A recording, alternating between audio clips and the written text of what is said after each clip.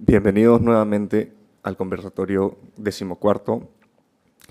Antes de iniciar el bloque 4, queremos comentarles algunas pautas importantes del evento. En primer lugar, el conversatorio se divide en 4 bloques. Cada bloque contará con un moderador en la mesa de diálogo. Asimismo, es importante tener presente que estamos en un evento académico, por lo que agradecemos mantener el lenguaje adecuado y respetuoso en todas las intervenciones. Esto nos garantizará un ambiente propicio para el intercambio de ideas y la construcción de conocimientos. En este cuarto bloque contaremos con la ponencia de Dana Vicuña, María Fernanda Choa, María Fernanda Lam y Caroline Garay, quienes nos hablarán sobre sus proyectos de talleres verticales. Al finalizar, contaremos con una mesa de diálogo moderada por Julian Jones.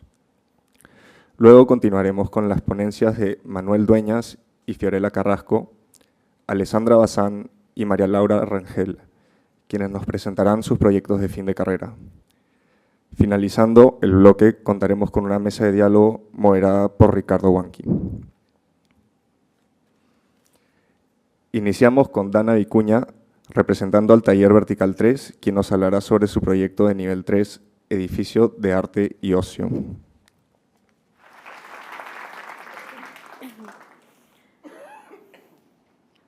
Hola, sí, ya. El diseño expresa una idea y la estructura la sustenta. Ambas son inseparables. Buenas noches, mi nombre es Dana Ángeles Vicuña Álvarez. Actualmente curso en nivel 4 y vengo a presentarles mi proyecto titulado El Edificio de Arte y Ocio del Taller 3, nivel 3, a cargo del arquitecto Ricardo Huanqui. Para comenzar, el taller vertical contó con un trabajo donde se tenían que explorar los proyectos del arquitecto peruano Enrique Seoane Ros, pero no de una forma convencional. Teníamos que dar una lectura envolvente a estos proyectos, tomando en cuenta aspectos como la escala, las proporciones, el ritmo, entre otros aspectos que no eran perceptibles a la primera vista. Uno de los proyectos del arquitecto Seoane era el edificio diagonal. Este sería el punto de partida para el proyecto. Este se ubicaba entre el cruce de la Avenida Diagonal y el Girón y la calle José Martín Olaya. De igual forma, el pasaje en Chapagnat se encontraba entre el edificio y el Banco Scotiabank. Estos ejes marcaban la direccionalidad del edificio y a su vez nos serían el punto clave para el análisis del entorno. Para la aproximación al entorno se realizaron levantamientos fotográficos. Estos se realizaron a través de visitas, donde se dieron en 3 momentos, tanto en la mañana, tarde y la noche. En estos podíamos probar este punto de agudizar nuestra vista y tomar cierta distancia del proyecto. Gracias a esto pudimos plasmar en un plano digital la mayor cantidad de detalles, incluyendo los adoquines, el camino podotáctil y los alcorques. De igual forma, realizamos cortes urbanos para mostrar la relación entre la escala y la proporción. Entonces, el proyecto consistía en una pasarela aérea que comenzaría desde la vereda de Parque Kennedy y atravesaría la avenida Diagonal hasta insertarse al pasaje Champagnat e ingresar al edificio. Este comenzaba en el nivel más menos 0 hasta un nivel más 5 metros. De ahí continuaba de forma de recorrido hasta el nivel más 580 metros hasta insertarse al edificio. Es así como comencé a dar mis primeros indicios de bosquejos. Pensé primero en un diseño de un puente fuera de la escala humana, como se puede ver aquí. De igual forma, el puente contaba con una pendiente de 6% de inclinación, por lo que para llegar a los 5 metros de altura necesitaba por lo menos una longitud de 83.33 metros aproximadamente, por lo que sabía que esta rampa contaría con grandes tramos. De igual forma, planteé un segundo recorrido en forma de escalera que iban en dirección contraria a la rampa. Más que nada, tomando en cuenta, claro, que la rampa era para aquellas personas que cuentan con ciertas discapacidades, tomaba en cuenta esta segunda opción. Es así como comencé a bosquejear mis primeros intentos del puente. Al escuchar la palabra puente, sabía que se trataba de un tramo. Pero ¿qué tal si ese tramo se quebrara de esta forma y no tenía una forma regular? Y de igual forma, en estos puntos, en estos vértices donde se quebraba, se encontraban estos miradores donde justamente no eran, se salían de la forma del puente y tenían estos miradores hexagonales. También, justamente, esta irregularidad se volvió parte de mi esencia de mi proyecto al momento de plasmarlo en mi rampa también como un descanso central. La rampa al final, por su longitud, contaba con 2 tramos y tanto la escalera como el inicio de la rampa comenzaban en una misma dirección. Cuando escuchaba la palabra edificio, pensaba en un volumen vertical y con varios niveles. También pensaba que los edificios tenían estos ciertos vanos donde se desarrollaban los espacios. Sin embargo, esta idea aún no me convencía. Es por eso que comencé a diseñar estas formas libres a manera de plantas y los representaba de forma axonométrica. Pero a la vez, a la mano de ir bosquejeando, también realicé estas maquetas donde se puede observar estas formas libres, donde justamente elegí esta forma y le quité una tapa lateral donde se puede observar esta especie de corte, donde a través de este quiebre se veía cómo se insertaba la luz al proyecto. Es así como entendí que mi diseño debía ir por ahí, diseñar a través de corte. Es algo que sin duda me dejó como lección este proyecto. Comenzando con cortes en masa, cortes de arquitectura para ver el grosor de los muros y al final con un corte de usos. Así fui desarrollando el proyecto hasta tener este edificio que pueden ver acá, con 4 niveles en la parte superior con esta inclinación. De igual forma, en las plantas desarrollé elementos secundarios como una gradería, niveles de doble altura y un puente interior. Así quedó emplazado mi proyecto y poco a poco iba tomando forma. También era importante representar de forma volumétrica los elementos a su alrededor, es decir, el edificio de Seoane y el banco, ya que justamente mi proyecto se encontraba en el pasaje. Estos son algunos cortes con el entorno para ver cómo se relaciona el proyecto. A este punto cabe recalcar de que el proyecto se pensaba lógicamente, estructuralmente en madera. Es por ello que se tenían que ver estos detalles de las vigas, viguetas, arriostres, pies derechos y términos que eran completamente nuevos para mí, por lo que las plantas ya no eran simplemente cortes de masa, sino eran de estos muros cobraban sentido con estas columnas, estos pies derechos y sobre todo la proyección de las vigas del segundo nivel, en este caso como esta es la primera planta. Mientras que en la tercera planta, aparte de verse la proyección de las viguetas del cuarto nivel, también se veía el entablado del nivel de suelo donde pisaba el usuario. Este tenía diferentes direcciones dependiendo de la intención que yo deseaba dar. Pero nada de esto hubiera sido posible sin un previo análisis estructural. Por ello elaboré esta maqueta estructural en escala 1:100 a base de madera balsa, donde tuve que analizar la relación entre el peralte y la luz. Es así como a través de elevaciones estructurales pude armar poco a poco esta maqueta. Algunas vistas de para ver los detalles que quise lograr. También los cortes ya cobraban sentido, ya que los muros ya no eran simplemente un sólido. Sobre todo, el plano estructural de la rampa resultó muy importante, ya que me di cuenta y de una forma inconsciente hice que los descansos se alinearan de tal forma que los arriostres de aquí, estas triangulaciones, dieran esa sensación de que poco a poco iban subiendo. Es decir, viendo en ambos tramos, si el descanso hubiera estado un poco más antes, esta sensación de que iba creciendo estas triangulaciones no se habría dado. Es así como emplacé mi proyecto ya con cada vez más detalles. Luego de la maqueta estructural, en una 100 tuve que elegir un fragmento en una escala en 1:20, una escala más realista y cercana a la realidad. Es por ello que elegí este quiebre con las escaleras. Consideraba este elemento muy importante para mi proyecto debido a que mostraba justamente que este quiebre contaba con un vacío para visualizar las escaleras y dentro del espacio, aquí se podía ver cómo el espacio ascendía. Igual, debajo de las escaleras también estas contaban con entablados que no solamente tenía una cara, este fragmento no tenía solo una cara, sino podía verse por todos los ángulos posibles. Las escaleras estaban estaban hechas a base de vigas dentadas y estaban encajonadas en estos muros. Como parte final, realicé estos recubrimientos de madera en partes estratégicas. Yo decidía qué elementos quería que se recubrieran y cuáles dejaba expuestos para que se viera el esqueleto del proyecto. Es así como en mi sección de fotos de la maqueta pude observar que, sin importar qué caras rellenaba o no, se veía estéticamente bien. De igual forma, la sombra que generaba mi proyecto se podía ver justamente lo macizo y lo ligero gracias a la estructura. Sin duda alguna, un punto que me llamó mucho la atención fue que la luz formaba estos surcos de luz dentro del espacio, dando así esta experiencia que necesitaba el usuario. Y es así como pueden ver cómo terminó mi proyecto. En resumen, puedo concluir que se trabajó en diferentes escalas, desde una escala volumétrica, una estructural, a algo más cercano a la realidad. Y mis ideas no fueron una representación abstracta, sino buscaba una representación constructiva.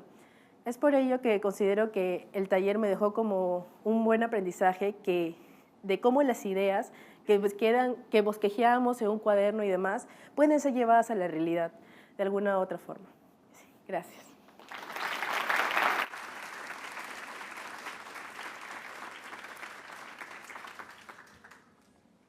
Muchas gracias, Ana.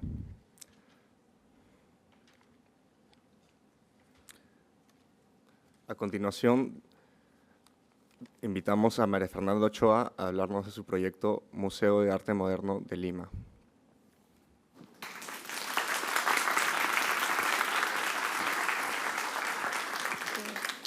Hola, buenas tardes. En esta ocasión les vengo a presentar mi proyecto Museo de Arte Moderno de Lima, que lo llevé a cabo en el taller 6, dirigido por Juan Carlos Doblado, y como profesora de nivel a Ana Cecilia Vega. El proceso del proyecto tuvo 6 hitos importantes, que fue la parte del encargo, el análisis del lugar, el análisis del referente, la toma de partido, las estrategias proyectuales y al final la edición del programa La Volumetría, que llegaría a ser ya el museo. Las limitantes del encargo fueron, bueno, la ubicación del proyecto. Se nos planteó la grilla, que es típica también de que se trabaja en el taller, que fue módulos estructurales de 8×8, en el lado más corto de 3 y en el lado más largo de 12 cuadrados. Y encima ya se planteó la estructura vertical, que en el primer nivel siempre se usó una altura mayor para generar un área pública, y encima ya se generó el volumen superior y luego se intersectaron con las plantas. En el análisis del lugar, lo que yo enfaticé fue la vinculación de los flujos vehiculares y que podría tomar el usuario para llegar a esta parte del proyecto, que se ubica también en San Borja y está justamente en un eje cultural que se caracteriza por tener varios edificios del mismo índole, como el Gran Teatro Nacional, Ministerio de la Cultura, Ministerio de Educación, y teniendo enfrente edificios de comercio como la Rambla y comercios locales. También lo tomé en cuenta el alumbrado, la sensación de seguridad para el usuario, las áreas verdes y las arboledas que se pueden encontrar por ahí para la incorporación de la vegetación, y así también ver cómo eran las espacialidades y las volumetrías de los edificios culturales que se encontraban en el eje. Como análisis de referente nos tocó analizar en el Museo de Burda de Richard Meyer, y en el cual también como parte del encargo se nos dio a entender de que teníamos que escoger algunas características del museo que pudiéramos implementar en nuestro proyecto. Y es así como yo recalco siempre la volumetría limpia que tiene Meyer, y la transposición de planos, la transparencia y siempre el uso blanco que tiene del proyecto, y cómo se llega a incorporar en el entorno, y también en el interior, cómo es que la circulación forma no solo parte de un recorrido, sino que como una obra de arte que llega a concluir en el proyecto. Como toma de partido realizamos un pequeño collage en donde teníamos que mostrar las características que queríamos mostrar en nuestro proyecto. En mi caso teníamos que poner el referente en la situación del entorno, y lo que yo quise resaltar siempre fueron bueno, los flujos, las formas que tiene el usuario para llegar al museo y estas conexiones, y siempre teniendo en primer plano al usuario, que es al final el que le da vida a estos centros culturales. También tomé en cuenta el mobiliario aledaño, las estaciones, y que está la estación del tren y la estación del metropolitano en la parte inferior. También el uso de los edificios en la zona, que son netamente culturales, y al frente el uso comercial. Y empezamos con las estrategias proyectuales, en las cuales, como yo enfaticé mucho el tema de los flujos, empecé por eso y dando como forma principal al corazón del proyecto esta circulación helicoidal que llega a dar todo el sentido a la estructura y al proyecto, y también dividiendo los dos flujos verticales, que serían los núcleos de circulación y de servicios en la parte posterior, y bueno, con la volumetría. Se divide en 3 partes el proyecto, teniendo el volumen a la avenida menos transcurrida como el bloque más privado, con temas administrativos, que incorpora también el auditorio, el volumen exterior, que es el que tiene el programa más público, como las salas de exposición, y un volumen intermedio, que es el que vincula al final estos volúmenes. También los núcleos que se incrementan en la parte de atrás, y cómo también se añade la circulación a ese proyecto, que llega a vincular todo y a unir todo con un equilibrio. También se añaden unos planos, como lo referencia de Meyer, que fomenta la volumetría y refuerza esta idea, y además de que sirven también para protección interna del arte y de las obras que se lleguen a exhibir ahí. Y al final ya se ve con el resultado final con la grilla y la estructura.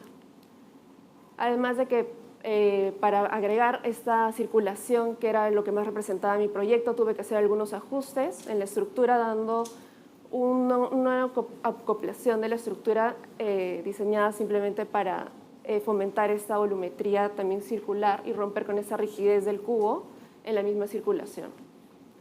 Y finalmente, el programa, donde esta es la planta, por ejemplo, más representativa del proyecto, donde el proyecto, por ejemplo, demuestra una ligera elevación, que es lo que al final muestra mucho el proyecto y lo hace un poco, le da un toque monumental, y siempre se nota el equilibrio entre la circulación, que es lo más principal, el recorrido del usuario, y por ejemplo, cómo se añade esto ya en un entorno de uso, con los planos.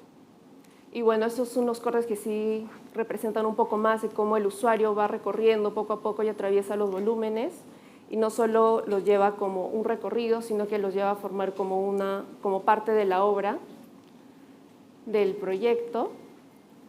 Y acá se muestra un poco más cómo funcionaría la circulación, que es al final que se convierte en el corazón del proyecto, y es lo más representativo de él.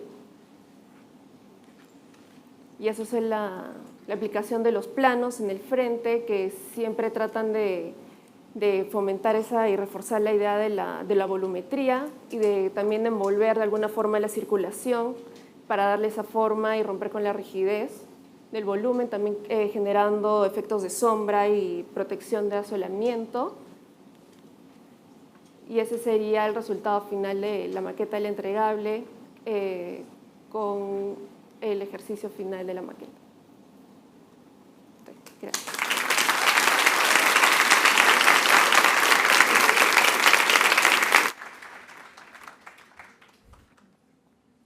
Muchas gracias, María Fernanda.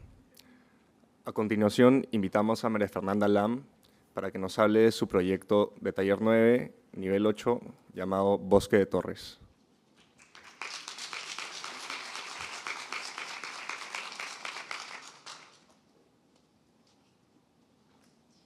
Hola. Buenas noches con todos. Soy Fernanda Lam, representante del taller 9, a cargo de la arquitecta Ángeles Maqueira, y en esta oportunidad les voy a presentar mi proyecto Bosque de Torres de nivel 8, a cargo de la misma. Bueno, al iniciar se nos presentó como zona de estudio para todo el taller a la Costa Verde, con la finalidad de realizar un análisis del lugar, así como identificar las estrategias y lineamientos de la zona, ¿no? Es así que se realizó un master plan utópico de la Costa Verde, justamente con estos estudios previos, en donde una de las estrategias fue conectar todos los distritos de manera longitudinal para diseñar un tejido integral para la Costa Verde que pues, se desenvuelva respondiendo a la topografía. Asimismo, otra de las estrategias fue conectar a los distritos del balneario de manera transversal para crear espacios de transición que conecten el acantilado con los balnearios. Asimismo, con esta idea de utopía, se buscó implementar estos teleféricos en zonas estratégicas. Asimismo, otra de las estrategias fueron reactivar las zonas abandonadas y en descuido debido a que existían algunos asentamientos humanos en donde pudimos observar que si bien tenían esta vista al mar, carecían, no tenían esta vista no la aprovechaban debido a este abandono de desmonte y de desecho, ¿no? Es así que se buscó diseminar estructuras que respondan a la problemática de cada distrito, ¿no? Es así que se realizó un corte transversal utópico, en donde acá se puede ver esta idea de descenso escalonado, asimismo, cómo siga la forma que se planteó, ¿no? Bueno, asimismo, luego se realizó imágenes en base a la inteligencia artificial, en donde se colocaron estas ideas de, estas estrategias y lineamientos, ¿no? Bueno, enfocándonos más en el proyecto, personalmente, tuvimos que escoger uno de los distritos o una de las bajadas encontradas en la Costa Verde para realizar un análisis sobre esta. En este caso escogí Chorrillos y para esto realicé un collage de la problemática llamado Las dos caras de Chorrillos y bueno, se puede ver claramente esta diferencia social que existe en el distrito, ¿no? Bueno, ya pasando un poco más al plano de ubicación, nos encontramos exactamente en la bajada de Agua Dulce y bueno, acá se puede ver en el plano de ubicación estos puntos de acopio o puntos claves, ¿no? Cerca a la propuesta. Entonces, esto nos lleva al master plan, que en cuanto a los programas, tenemos en la zona más alta a una zona de informes y de talleres que mientras va descendiendo escalonadamente, no como se habló, podemos encontrarnos tanto una torre cultural, una biblioteca, para llegar a la parte más baja que está mucho más cerca a lo que vendría a ser el mar, que sería una zona de plataformas de interacción libre. Es así que para el Bosque de Torres, el proyecto, también se realizaron estas estrategias y lineamientos. Entonces, una de las estrategias, como se habló anteriormente, fue conectar la bajada de Agua Dulce con la zona del balneario y para esto se crearon espacios de transición para que conecten el acantilado pues, con la zona del balneario. Asimismo, se buscó reactivar el atractivo del lugar, potenciando el paisaje cultural. Con este caso, aprovechando el entorno, ¿no? Porque tenemos tanto al Morro Solar como al Muelle de Pescadores. Es así que se buscó diseñar espacios de interacción con interacción indirecta en la cultura de la zona. Asimismo, se buscó aprovechar el clima y la cercanía al mar para generar estas diferentes visuales y experiencias para el usuario. Acá tenemos un corte transversal conceptual en donde podemos ver todas estas ideas como este descenso escalonado que se habló previamente y bueno, la conexión en la parte más alta con la más baja. Bueno, mi concepto fue la reintegración vertical y para esto se colocaron torres, se iniciaron con torres, las cuales tienen unas formas tipo y en donde cada torre se diferencian tanto en programa como en tamaño. Es así que también se buscó un descenso graduado de estas torres que se acoplen a la topografía de Agua Dulce. Y bueno, esta idea de tectónico y estereotómico, en donde lo tectónico se traduce en estas visuales que pues enmarcan al proyecto y en lo estereotómico en estas partes mucho más macizas. Bueno, y en cuanto a las conexiones, tenemos a los puentes. En este caso, como primera conexión, tenemos una de torre a torre con puentes situados en ángulos de 90, con una forma mucho más ortogonal. Y justamente para romper esta ortogonalidad, tenemos estos puentes oblicuos que pues aprovechan las visuales y asimismo, de cierta forma, abrazan a cada torre, ¿no? Bueno, y acá tenemos, solamente nos centramos en un sector de todo este master plan y bueno, tenemos acá la planimetría del primer nivel y vemos cómo mientras que vamos ascendiendo de niveles, podemos ver que poco a poco van apareciendo estos puentes y que van con estos puentes oblicuos y ortogonales que bueno, van conectando torre a torre, ¿verdad? Y bueno, ya hablando un poco más del corte, en este caso tenemos un corte de la biblioteca, podemos ver esta idea de tectónico y estereotómico que se habló, asimismo los diversos ingresos de luz y cómo este mobiliario no es exento a lo que vendría a ser el programa de, el programa de la torre, ¿no? En este caso la biblioteca, porque si bien tenemos estos estantes, vemos que los estantes nos pueden servir como una idea de parapeto o asimismo, en su defecto, una idea de asientos, ¿no? Bueno, ya pasando a los fotomontajes, bueno, se realizaron fotomontajes con el proyecto. En este caso podemos ver que de fondo tenemos a la Costa Verde y esta idea de enmarcar el proyecto, que era una de las más importantes, y reactivar la cultura de la zona. Bueno, acá tenemos otro fotomontaje, donde se puede ver de una manera mucho más longitudinal lo que vendría a ser la Costa Verde y esta idea de enmarcar que siempre está presente. Bueno, luego tenemos fotomontajes, pero ya con inteligencia artificial, en donde se colocaron fotos del proyecto y a la inteligencia artificial y pues ver que estas que traducían de nuestros proyectos, y acá podemos ver cómo de fondo también está la Costa Verde y acá tenemos otra imagen, otro fotomontaje en donde de fondo encontramos al morro solar, ¿no? Ya, pasando más a la maqueta, en este caso tenemos la maqueta del master plan, en donde fue realizada con alfileres, justamente con la idea de que esos alfileres sean, cumplan el papel de las torres y como esas vemos que van descendiendo gradualmente, que era una de las delineamientos claves del proyecto, y estos hilos rojos que van cumpliendo la función de los puentes. Bueno, acá pasando otras fotos de la maqueta como tal, podemos observar esta unión, ¿no? O estos puentes a mayor detalle y vemos que los puentes cumplen una función de columnas que vendrían a estar conectadas mediante estos puentes con esa estructura triangulada, y podemos ver también cómo estos puentes oblicuos, a diferencia de los puentes ortogonales, tienen una diferencia de espesores, se podría decir, en donde podemos verlo ligero y un poco más macizo, ¿no? Y justamente era esa la idea, porque queríamos… el puente, al tener esa forma, tendría que ser mucho más ligero, ¿no?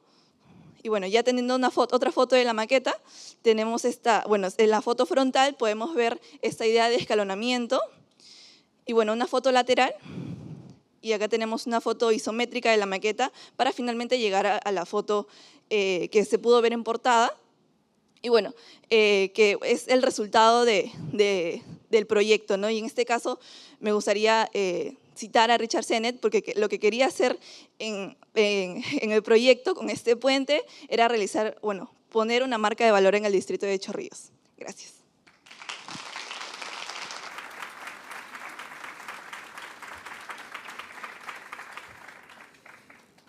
Muchas gracias, María Fernanda. Ahora invitamos a Caroline Garay para que nos hable de su proyecto de nivel 4, taller 11, llamado Polideportivo.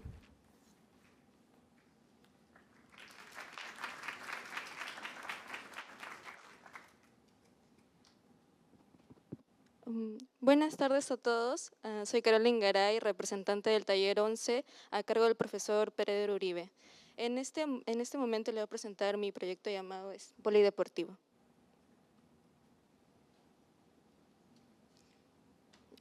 Primero comenzamos con el análisis del proyecto. Acá lo que quise más enfatizar fue lo que ocurre en este espacio, que viene a ser el flujo de colegios, el flujo de viviendas, pero que son en este caso bastantes viviendas, y tenemos 5 colegios grandes también, y el flujo también de restaurantes. Acá enfatizando más lo que es el flujo de colegios y también el espacio de encuentro, que vendrían a ser zonas como parques, canchas y otras. Vemos que solamente hay 3, lo cual en esta zona es muy escasa. Y esto es importante porque es una idea principal que tomamos en el proyecto, al haber tantos colegios, ver dónde los niños y los adolescentes se pueden encontrar y jugar en estos tipos diferentes de canchas. Yéndonos a la parte del análisis de fachada, vemos en la calle que está al frente del polideportivo, que es Edmundo Aguilar, que nos encontramos con un gran muro ciego. Y esto es importante ya que no nos da ninguna visual. Y en cambio en las otras partes vemos que son el gran flujo de viviendas y un condominio que se encuentra en la avenida Manuel de la Fuente Chávez. Con análisis de clima y viento, vemos que los vientos van para el sureste y que el sol se encuentra más por este lado y que entonces quiere decir que esta parte tenemos que cubrirla ya en el polideportivo. Como primera propuesta, cogí la parte del proyecto y quise también dar a entender es como una araña que se haya posado en el proyecto, porque me quise enfocar más en la circulación que tiene el usuario.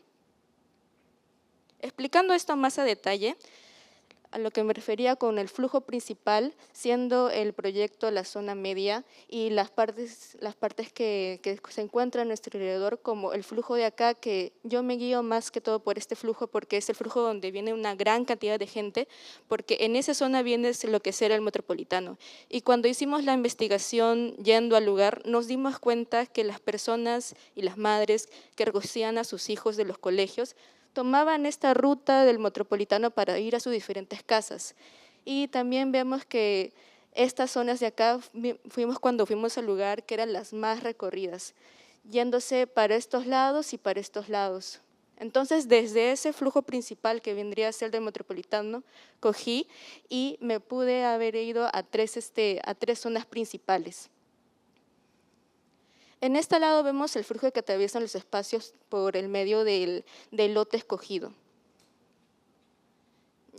Dando a entender lo explicado antes, es por eso la forma principal que va a tener una evolución a lo que va a ser mi maqueta final. Esta vendría a ser la circulación y las edificaciones vendrían a ser las que están al medio, eso quiere decir que el usuario tiene que entrar por estos grandes brazos que tiene y las edificaciones, llegaría finalmente hacia las edificaciones y el polideportivo. Este sería un vistazo de la maqueta de mi primera propuesta. Y también lo que yo quería enfatizar y quería lograr es una conexión del usuario con la naturaleza.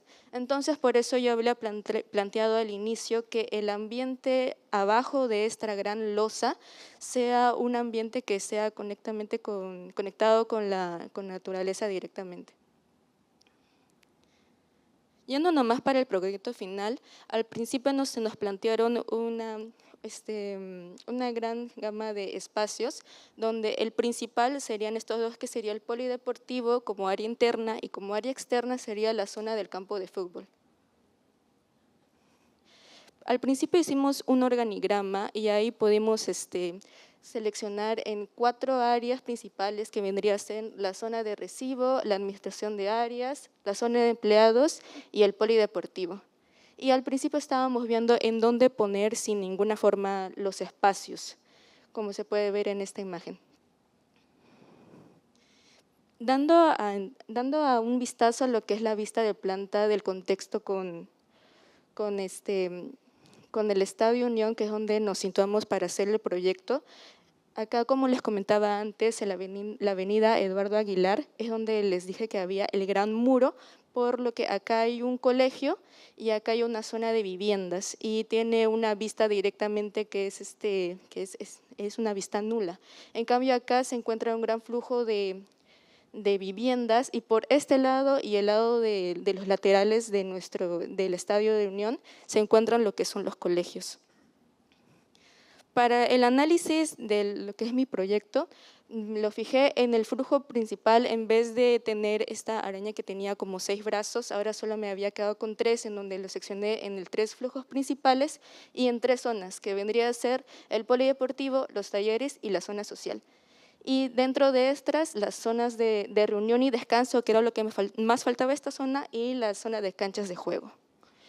Tomando en principal como el patio de juego de niños, eso fue como que las personas lleguen a ese espacio y todos los demás espacios se encuentren como si estuviesen protegiendo, porque en esta zona juegan los niños. Y eso también era algo que quería recalcar en mi proyecto.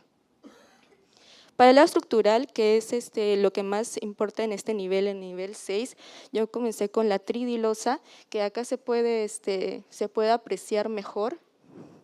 Y en el corte estructural que hicimos ya se expresa mejor lo que es la tridilosa y los otros detalles que viene a ser el detalle de muro, la losa de acero y la sección de sistema de piso. Este es un vistazo de cómo hice la tridilosa en mi maqueta.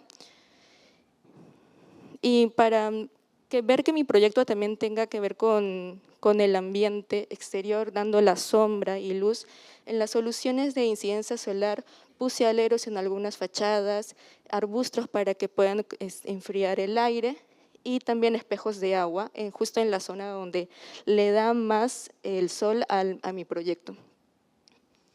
Estas son algunas vistas de lo que había explicado anteriormente, como la fachada verde, los arbustos, las tribunas que tienen de altura baja para que se pueda ver a lo que pasa en la cancha y otras zonas como el espejo de agua que también había mencionado antes.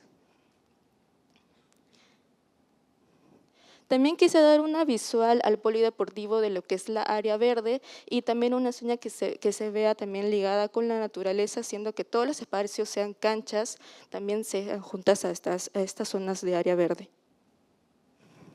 Dando también a enfatizar que la zona de área de niños también se pueda reconocer con algunos espacios donde no todo sea verde, sino también sean algunos espacios con pavimento para que ellos puedan jugar. Estas son algunas vistas interiores, viendo que la antropometría no sea tampoco tan alta ni tan larga para el usuario. Y también que el polideportivo, puesto que está cubierto, no tengo una vista directa a lo que es el patio de juegos de niños. Gracias.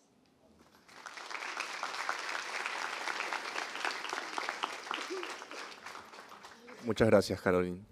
Finalmente, invitamos a Julian Jones, quien estará a cargo de la mesa de diálogo.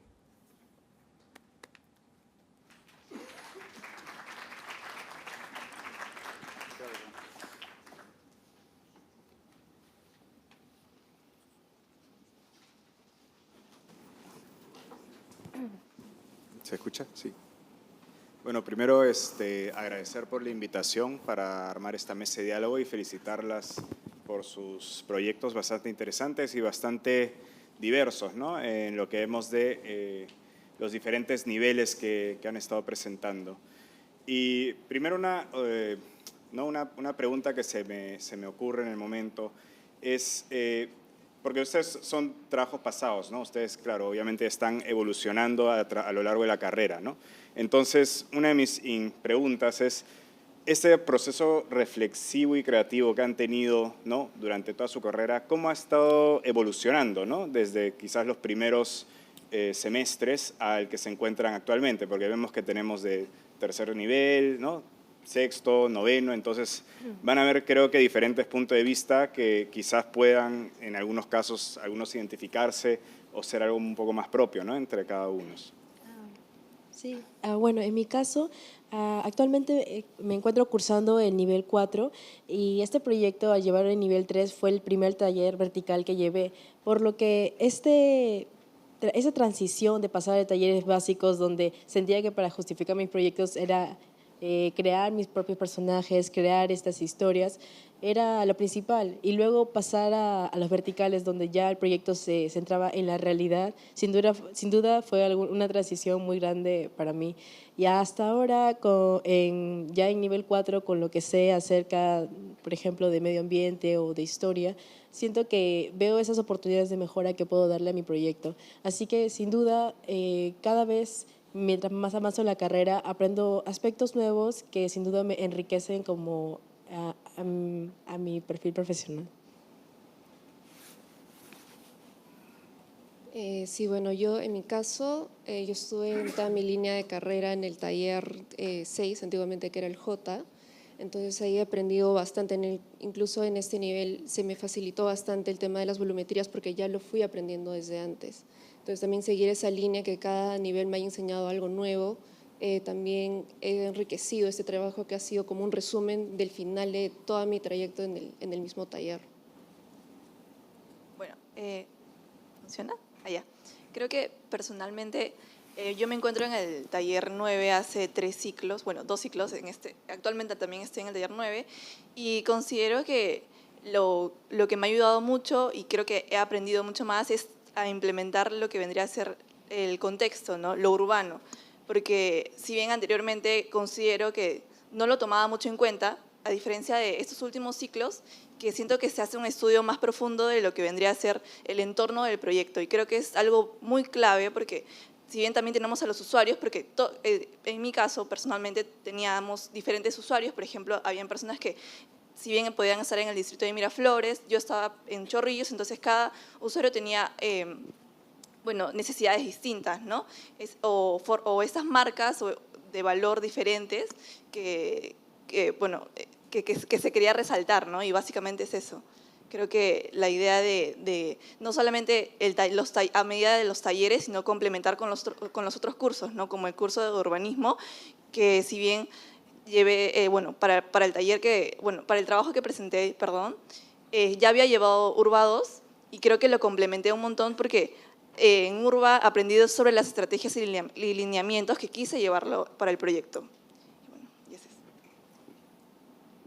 En mi caso, personalmente, sería dar la importancia al usuario, porque, como había dicho Fernanda, hay muchos tipos de usuario y mediante los diferentes talleres uno se centra al inicio como en que su proyecto se vea fantástico o que se vea bonito, pero no se centra específicamente en el tipo de persona que lo va a usar. Entonces, conforme vayan pasando los talleres, es lo que más me ha importado y lo que más he visto que importa, porque al final uno está construyendo casa también para las personas. Sí, y también quizás para complementar, ¿no? Ustedes están ahorita mencionando quizás algunos enfoques, ¿no? Sea el contexto, sea el usuario. Cuando ustedes están empezando a plantear su partido, ¿no? Arquitectónico, sus proyectos, a veces, ¿no? Se encuentran con algunas dificultades, ¿no? Estas dificultades, ¿no? Sería de repente bueno compartirlas, ¿no? De repente algunos bloqueos que hayan tenido en su transcurso, porque es normal, es regular. ¿Y cómo lo superan finalmente, ¿no? ¿Qué es lo que terminan haciendo para superarlo y llegar a donde están? Porque por algo están aquí sentados, ¿no? Presentando. Bueno, claro. Como mencioné en mi presentación, y siento que faltó de mencionar varios aspectos de cómo fue mi experiencia con este proyecto, comenzando principalmente con el análisis del entorno. El hecho de realizar estos levantamientos fotográficos era algo nuevo para mí, ya que cuando mencionaban que tenía que tomar fotografías de todo ese eje, yo pensaba que era necesario simplemente una foto panorámica. Sin embargo, era tomar fotograma por fotograma y me enfrenté a ese problema de la realidad. Es decir, a nuestro ojo en una foto claramente existen los puntos de fuga. Entonces, justamente no se tenía que ver en las elevaciones, ya que es como si uno mismo estuviera en el lugar presenciando pues, el entorno. De igual forma, otro punto de bloqueo, sin duda alguna, fue mi edificio, ya que siento que no me había enfrentado tanto a un bloqueo de esta forma, de esta magnitud, donde tenía que diseñar todos los niveles, tanto como se veía exteriormente como interior.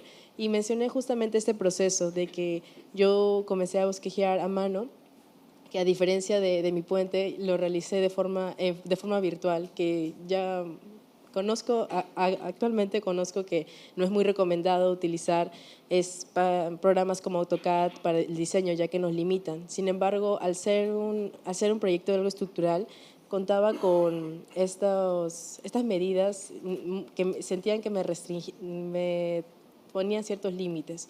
Pero bueno, en cuanto al diseño, al final entendí que no solamente era diseñar en una hoja con tu lápiz, sino que también la maqueta ayuda mucho a ver cómo se vería la maqueta en físico, como si la tuvieras aquí en tu mano y cómo puede relacionarse con los diferentes factores que lo rodean, sobre todo la luz, que sin duda alguna me ayudó demasiado. Y al final, justamente con esta maqueta, pude ver que mi diseño iba por los cortes, ya que yo había intentado tanto diseñar mi edificio en 3D, en planta, pero al final es en cortes donde entendí hacia dónde iba la espacialidad. Y claro, aún recuerdo los momentos en cuando estaba bosquejeando mi edificio y tardé así como 3 semanas, ya había pasado entregas y seguía con la misma idea de que no me gustaba cómo quedaba el edificio. Pero bueno, esta es la estrategia que yo elegí de plasmar mis ideas a la realidad para así poco a poco salir de este dilema. Sí, bueno, en mi proyecto las dificultades que tuve siempre fueron el tema de la circulación, cómo hacer algo un poco más adosado, la grilla me delimitaba un poco, entonces tuve que crear, por ejemplo, otra nueva estructura que se adosaba a esta circulación que vendría a ser el centro del proyecto.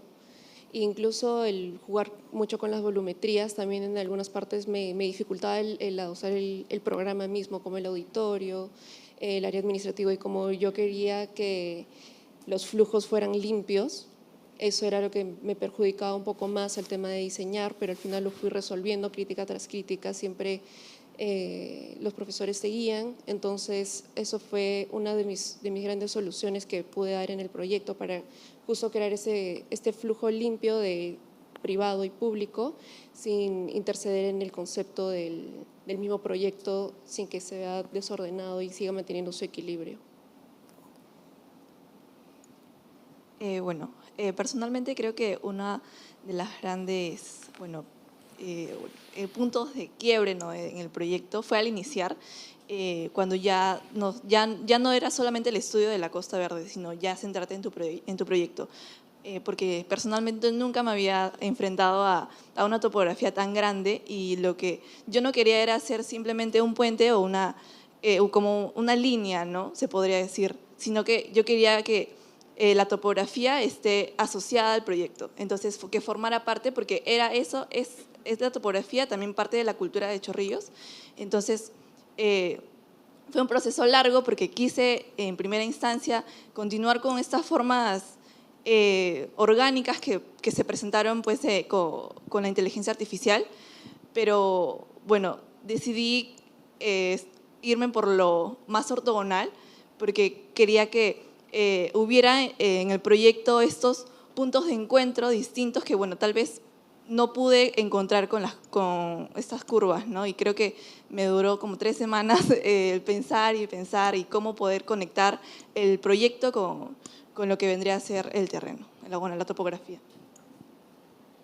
En mi caso fue organizar varios tipos de programa en el espacio, porque al ser también un espacio, un lote bien grande, casi 3.000 metros cuadrados, y tener unos diferentes tipos de programas, se me hizo muy difícil ver dónde poner, dónde ubicar. Entonces, para realizar eso, muchas veces me abrumó, muchas veces tuve que retroceder a donde iba, porque capaz sí lograba una parte, pero la otra parte todavía flaqueaba, entonces tenía que otra vez ver y retroceder atrás dónde eran mis puntos de quiebre y dónde tenía que mejorar para que el proyecto también salga a flote. Muchas gracias. También invito, si alguien en el público tiene alguna pregunta adicional para complementar, sean bienvenidos.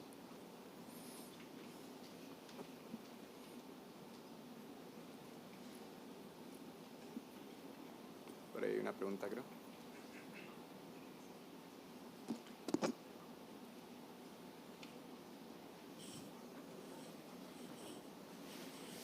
Hola Carolina, mi pregunta va para ti. Lo que pasa es que en el momento de exponer, tú mencionabas que los árboles tenían como un propósito dentro del proyecto, pero no entendí bien por qué colocaste los espejos de agua, qué propósito tenían en tu proyecto, o si era un complemento para la experiencia del usuario.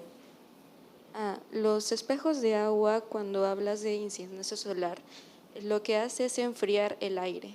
Y aumenta más el frío del aire cuando también pasa por un flujo de árboles. Entonces, había puesto esos espejos de agua al lado donde había más incidencia solar en mi proyecto, que venía a ser la parte sureste. Esa es la razón. Ya, muchas gracias. Y otra pregunta para ti, María. ¿Cuál fue la parte más difícil en cuanto estabas desarrollando la forma de tu proyecto?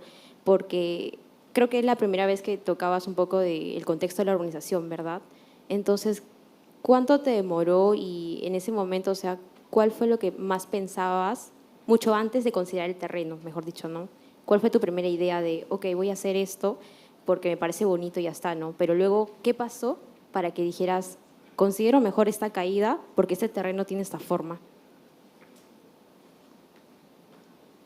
Bueno, creo que inicialmente, desde que les muestro el master plan utópico, ya hablo de esta idea de escalonado, ¿no? Por eso se presenta un master plan utópico, y justo era esa idea que quería plasmar en lo que vendría a ser el proyecto final. Y creo que con esa idea me quedé hasta el final, y bueno, quise mantener eso. O sea, lo demás en cuanto a la forma, sí quise alejarme un poco, porque claro, personalmente no me sentía beneficiada por esa forma, porque me pasó también que al ya enfocarme en el proyecto, mi master plan era enorme y me estaba yendo mucho a escala y era la forma la que hacía que sentía que me abría demasiado el proyecto. Entonces decidí irme un poco más al ortogonal y bueno, en este caso solamente enfocarme en lo que vendría a ser el proceso de escalonado, ¿no? Ya, gracias. De repente hay tiempo para una última pregunta, quizás. Por ahí hay una.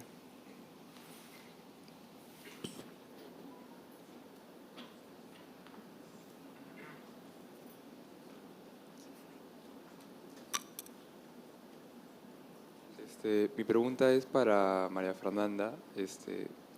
¿Cómo o qué palabras claves utilizaste para potenciar tu trabajo con inteligencia artificial?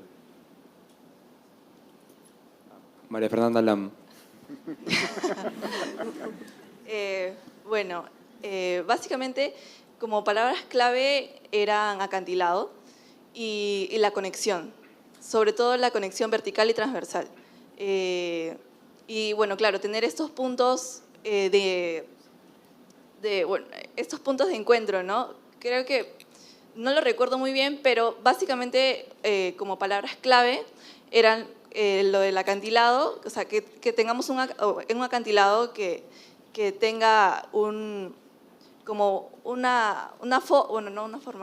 estructura, si no me equivoco, le colocamos una estructura orgánica que pues pudiera tejer toda la Costa Verde, o bueno, todo el acantilado.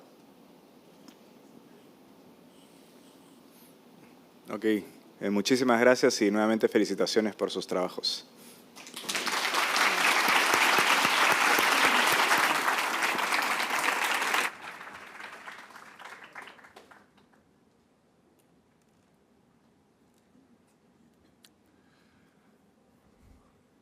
Muchas gracias, Julian, por moderar la mesa de diálogo. Ahora damos inicio al bloque de proyecto de fin de carrera con la exposición de Manuel Fabricio Dueñas y Fiorella Carrasco de su proyecto CAPAC, Museo de la Manifestación en Chinchero.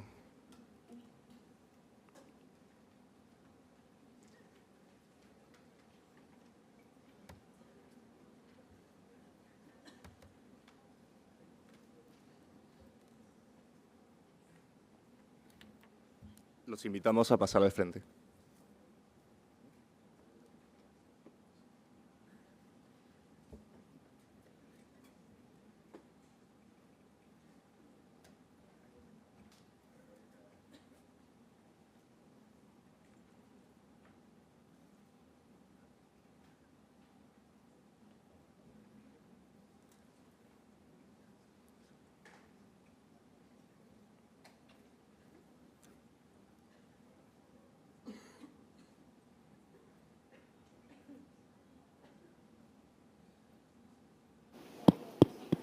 Buenas, ¿qué tal? Buenas noches. El día de hoy vamos a presentarles nuestro proyecto de final de carrera, asesorados por Julián Jones y Carmen Omonte, el cual se titula CAPAC Museo de la Manifestación Inca en Chinchero. Empezaremos con la justificación. El Perú es una de las 6 cunas de la civilización, sin embargo no cuenta con un museo con suficiente repercusión histórica, a diferencia de otros países. Elegimos a Cusco como la ubicación de este museo debido a que es la capital arqueológica de América y la cuna de la civilización inca.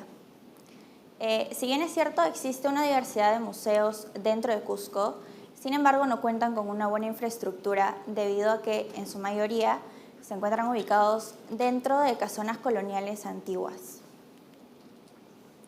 Decidimos desarrollar el museo dentro de un paisaje andino y bueno, en este caso elegimos Chinchero. Ahora, ¿por qué Chinchero? Porque vimos la oportunidad de la implementación del nuevo aeropuerto, el cual será la segunda puerta de acceso al Perú. Y con esto poder relacionar al visitante con el entorno rural. Bueno, asimismo tenemos a Chinchero como parte de una ruta turística importante en Cusco, en donde es el punto de parada obligado hacia la ruta Machu Picchu. Y por ello buscamos atraer a la mayor cantidad de turistas posible hacia el museo. Bueno, hablando un poquito más acerca del terreno, nos ubicamos justamente a las afueras del poblado de Chinchero, justamente dentro de la provincia de Urubamba, en el distrito mismo de Chinchero. El proyecto se encuentra fuera de la población, debido a que no queríamos sumergirlo dentro del entorno mismo, pero que sí pueda ser visible desde la misma, ¿no? Este terreno es perteneciente a la comunidad yacona, con la cual logramos tener conversaciones en el estudio de campo. Es así como decidimos tomar la idea de revalorizar el terreno, que justamente nos emplazamos en esta pequeña colina, ya que justamente hablando con Jesús Escalante, que es uno de los pobladores de Chinchero, esta zona no contaba con el suficiente presupuesto para poder llevar agua y no era habitable o no se podría usar para los usos de cultivo que necesitaban los pobladores de la zona. Es por esto que nuestro proyecto busca también tener una relación directa con los entornos naturales. En primer lugar, conexión más directa con el nevado, que se llama Chicón, que nosotros decimos Apu Chicón. Asimismo, con el Valle Sagrado de los Incas, con la Pampa de Chinchero y el aeropuerto mismo. Y finalmente con el poblado de Chinchero, generando un eje directo con su carretera principal. Bien, ahora hablaremos sobre los usuarios involucrados en el proyecto, los cuales son el habitante de Chinchero, el habitante cusqueño, el turista nacional y el turista extranjero. En cuanto a los dos primeros, implementaremos un programa en donde hayan espacios de trabajo en el cual se generarán ganancias hacia la comunidad. Y en cuanto al turista, se implementará un espacio en donde haya este intercambio cultural con la comunidad andina. Es así como decidimos tomar como toma de partido la arquitectura inca, para la cual decidimos hacer un análisis de dos centros arqueológicos importantes, el cual fue Sacsayhuamán y Machu Picchu, debido a que ellos se encuentran en mejores estados de conservación. En primer lugar, tenemos como punto de inicio la relación entre los espacios, la cual tienen espacios continuos, tanto horizontales como verticales, asimismo los ritmos en sus formas, como se puede ver en la imagen en el centro arqueológico de Sacsayhuamán. Por otra parte, los tipos de espacio, ¿no? Que justamente hay una especie de intercalación entre los espacios entre abierto y cerrado, y se repite ese patrón en muchos de los cortes. Por otra parte, también tenemos el uso de la jerarquía del proyecto, donde los incas jerarquizaban por forma, tamaño y posición.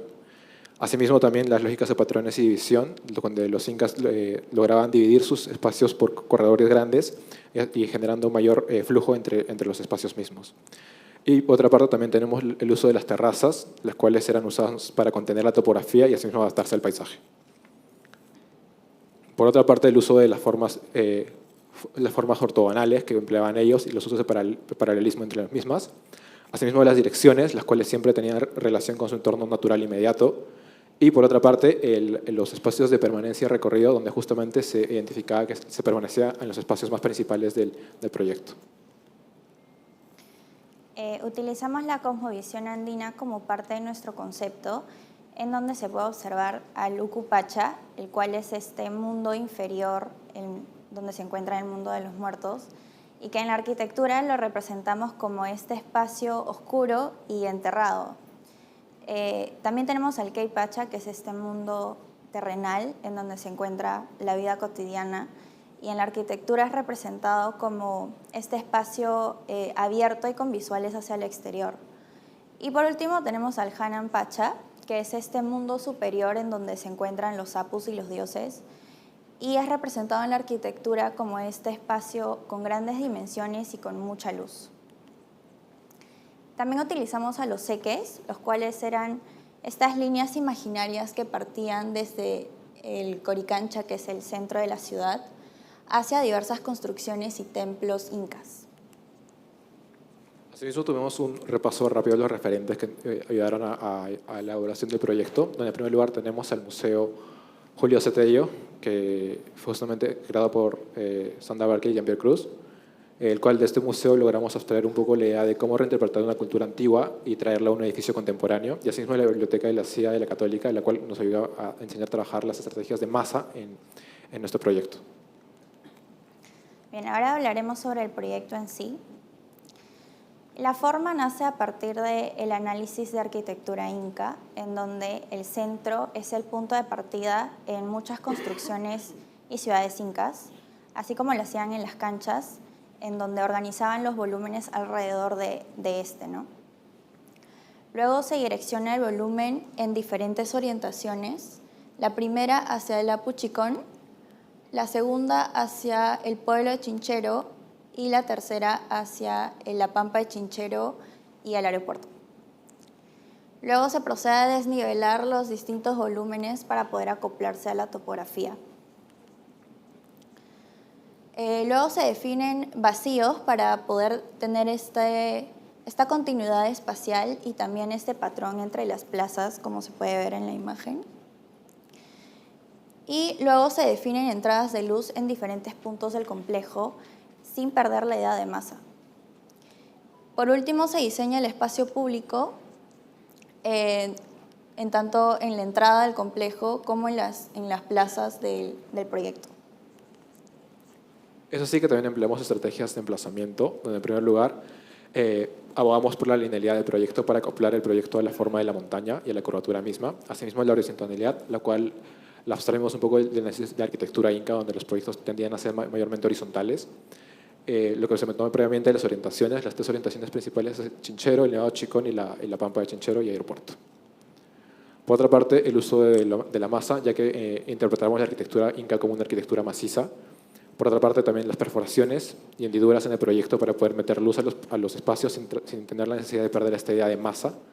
Y la jerarquía en estos dos espacios importantes, que son el espacio de admiración y el espacio de talleres de auditorio y el hall de auditorio, que eran los más importantes en el proyecto. Por otra parte, la idea de paralelismo y linealidad entre las formas y ortogonalidad. Asimismo, el aterrazamiento que empleamos para acomodar el proyecto en la topografía y la horizontalidad y longitudinalidad de las formas para tener estas relaciones espaciales continuas, tanto de manera horizontal como vertical.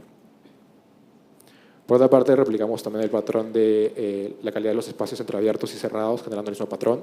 Asimismo, el ritmo de la forma, que logramos apoyarnos también con la idea de la topografía. Y el uso de las plazas, que justamente eran importantes también para la configuración de los espacios incas. Bien, acá podemos observar la espacialidad en el corte, en donde trabajamos diferentes niveles a lo largo del corte y también la monumentalidad de los espacios, ¿no? También se observa la importancia y la presencia del nevado y cómo es que el edificio se orienta hacia este. En el primer nivel observamos este flujo que viene desde la entrada y se distribuye hacia los distintos halls. Tenemos el hall del auditorio, que es el principal, que es este. Luego tenemos el hall administrativo y por último el hall de talleres. En la siguiente planta, que es la tercera, se ve este patrón entre las plazas, como ya habíamos mencionado anteriormente, y este eje principal horizontal que tiene una llegada hacia la plaza principal. En el corte superior, como ya dije antes, se ve este eje horizontal que te lleva hacia la plaza principal. Y en cuanto al corte inferior, jerarquizamos dos espacios principalmente. El primero es el espacio de admiración, que es este espacio con grandes dimensiones y con mucha luz, y con visuales hacia el nevado, y que en la arquitectura resignifica al Hanan Pacha. Y por el otro extremo del corte tenemos al hall de recibimiento, el cual es este espacio más oscuro y semienterrado debajo del auditorio, el cual resignifica en la arquitectura como el Luku Pacha. Por parte del programa, decidimos emplazar primero, dividirlo en tres espacios grandes. El primero, que tiene la cara más tirada hacia la pampa y está más expuesto, son las zonas de talleres y es parte administrativa, y contamos con diversos talleres de gastronomía, artesanía, música, carpintería, danza, etc. Consecuentemente tenemos la parte de los depósitos y auditorio, que es una parte un poco más rígida, pero que es necesaria para el funcionamiento del museo. Y está pegado un poco a la fachada más sur del proyecto, la cual no tenía la mayor ganancia de luz, así que no era necesario ubicarlo en otro sector. Y finalmente la zona de los talleres, perdón, de las salas de exhibición y galerías, las cuales están pegadas un poco más a la otra cara del proyecto. Obviamente son volúmenes más cerrados y son formas más regulares al interior para poder albergar todas las exposiciones. En la maqueta 1 en 200 se ve esta horizontalidad del proyecto y cómo los distintos volúmenes se emplazan en la topografía.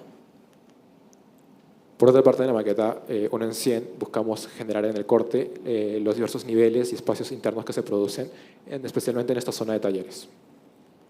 Y luego en la maqueta 1 en 10, que ya se vea más a detalle constructivo, los 2 talleres que elegimos, ¿no? Bueno, acá tenemos un poco la vista de los renders exteriores, la vista general del render exterior, cómo el edificio se emplaza en la montaña. Por otra parte, un render que muestra un poco la idea del proyecto en sus 2 estaciones cambiantes de la zona de Chinchero, tanto en verano y en invierno. La fachada principal del proyecto, donde tiene este espacio central que muestra un poco la idea de la arquitectura del Ucupacha. Otro render mostrando la fachada sur y cómo el proyecto se trata de orientar en su orientación principal al Apuchicón, que es el ente natural que regula el proyecto. Y luego tenemos esta vista nocturna en donde se ve la calidad lumínica de los espacios, al igual que este patrón de plazas, ¿no? en distintos niveles. Y luego otra vista desde la plaza central y cómo se llega desde el hall de recibimiento. Y bueno, otra vista aérea en donde se ve la relación con el aeropuerto. Por otra parte, acá tenemos una vista interna del acceso principal, donde se muestra el hall de recibimiento. Esta es la otra cara del mismo espacio, mostrando hacia el eje central de recorridos. Esto es adentro del espacio de hall, donde justamente se puede ver como una especie de cortina de agua, debido a que también quisimos trabajar con la idea de esas inclinaciones y la lluvia que pueda entrar al proyecto. Aquí un espacio de pasillo central, donde también se muestra esta relación continua espacial con los espacios verticales en un espacio horizontal. Y una vista desde el taller, en este caso de gastronomía. Luego otra vista del mismo taller donde se ve la entrada a él. Y por último, el espacio de admiración en donde se ve las piezas, ¿no? y la colección del museo. Y sobre todo esta vista que el edificio enmarca hacia el Nevado, en este caso el Apuchicón. Y bueno, Gracias. para concluir, gracias. El museo se resume en esta frase donde los caminos del pasado y presente se unen, justamente un poco tratando de tener esta idea de conectar al turista y al visitante con un entorno bastante autóctono y natural. Gracias.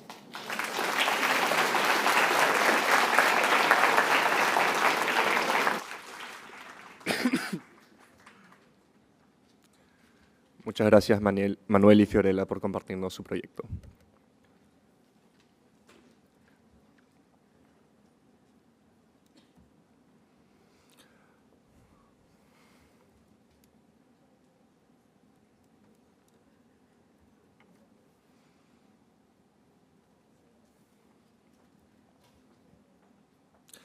Ahora invitamos al frente a Alessandra Bazán y María Laura Rangel, quienes nos hablarán de su proyecto de fin de carrera, Infraestructura de Arte y Ocio.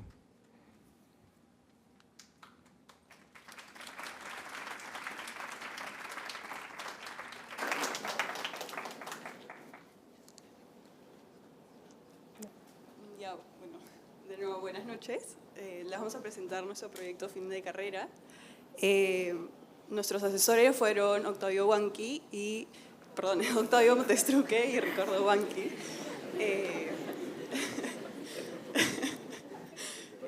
Bueno, nuestro proyecto se llama Infraestructura de Arte y Ocio.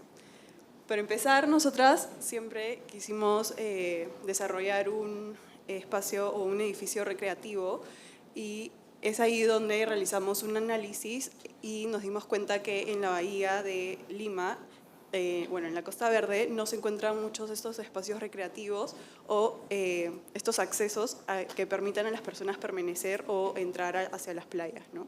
Es por esto que elegimos que nuestro terreno esté situado en San Miguel, ya que es casi el punto medio de esta bahía, lo que permite tener estas 2 grandes visuales hacia la isla San Lorenzo y hacia el Morro Solar.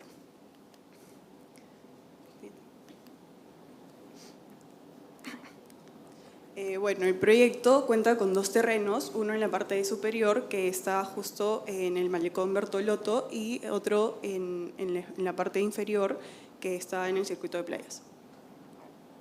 Bueno, el proyecto parte de 4 palabras clave que son muros, paisaje, ciudad y horizonte. Y este se define como una infraestructura porque organiza una serie de servicios en donde se permite realizar actividades de arte y ocio. Y además afronta uno de los problemas más grandes de la Costa Verde, que es su conexión entre la ciudad y la playa. Es por eso que nosotras proponemos 2 edificios que contienen actividades que complementan el espacio público y además se caracterizan por su posición en el lugar. Bueno, en cuanto a los usuarios, nos dimos cuenta que en San Miguel hay una carencia de estos espacios recreativos, ya que observamos muchas personas que querían desarrollar actividades físicas y otras actividades, pero no tenían este espacio óptimo para poder hacerlo. Y es ahí donde pudimos recorrer todo el malecón de Miraflores y Barranco para poder tener esta idea de qué posibles actividades y qué posibles usuarios estarían dentro del proyecto, dándonos cuenta de que muchos de los usuarios o muchas de las personas utilizaban este espacio como un ambiente de encuentro, de actividades físicas, de trabajo, bueno, entre otros. Y asimismo nos dimos cuenta de que el proyecto tendría un impacto metropolitano, ya que al estar cerca de una vía muy importante que conecta varios distritos de Lima, haría que cualquier persona pueda, o bueno, cualquier persona que quiera aprovechar el proyecto o el espacio público pueda convertirse en el usuario de este. Bueno, después de analizar y reflexionar un poco acerca de las características que tiene el entorno en donde se plaza nuestro proyecto, nos dimos cuenta que este se encuentra en un constante estado de transición. Y bueno, ¿qué significa la transición o qué es transición? Según la RAE, la transición es la acción y efecto de pasar de un modo de ser o estar a otro distinto, y este es un estado que nosotras nos dimos cuenta que se encontraba bastante presente en muchas de las variables que se encuentran y que afectan directamente a nuestro proyecto.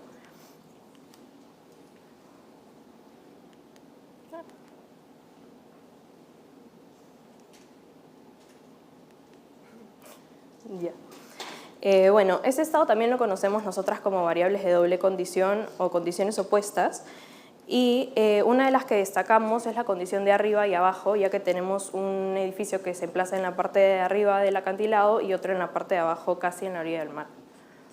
Bueno, otra variable importante a destacar era la de ciudad y desierto y la de compacto y disperso, que esto se va dando a medida que uno va bajando hacia el paisaje.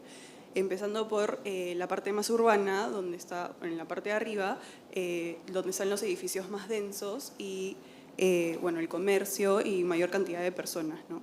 Y en la parte de abajo, o sea, a medida que uno va bajando este paisaje, se va dando cuenta de cómo es que se va aligerando y cómo estas construcciones van desapareciendo y el terreno es mucho más plano, ¿no?